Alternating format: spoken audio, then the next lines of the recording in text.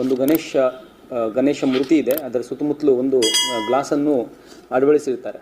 ಆ ಗ್ಲಾಸದ ಮೇಲೆ ಯಾರು ಕಿಡಿಗೇಡಿಗಳು ದುಷ್ಕರ್ಮಿಗಳು ಕಲ್ಲು ಒಗೆದು ಅದನ್ನು ಹಾನಿ ಉಂಟು ಮಾಡಿದ್ದ ಒಂದು incident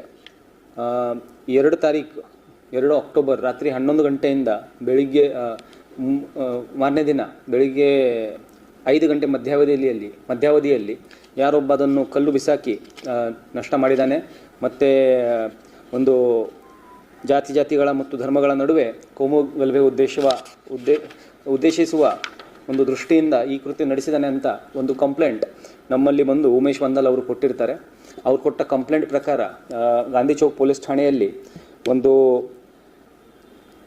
damage to public property act ಮತ್ತು BNS 192, 196(2) ಅಡಿಯಲ್ಲಿ ಒಂದು ಪ್ರಕರಣ ದಾಖಲಾಗಿರುತ್ತದೆ.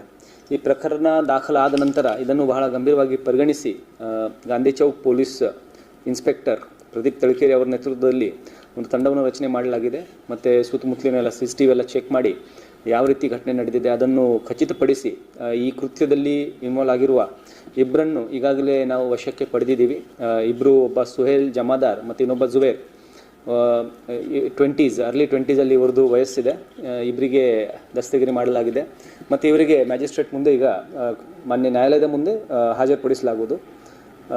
ಇವರಿಗೆ ವಿಚಾರಣೆ ನಡೆಸಲಾಗ್ತಾ ಇದೆ.